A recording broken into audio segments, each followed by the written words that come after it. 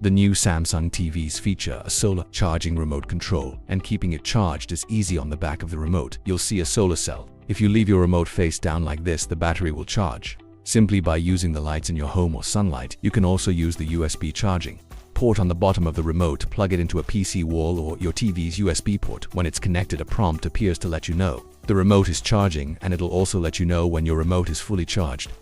Now your remote should have paired automatically when you set up your TV for the first time.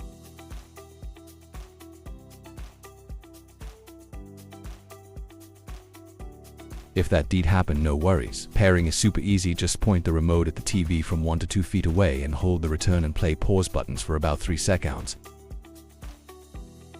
When the remote's paired, you'll see this icon appear.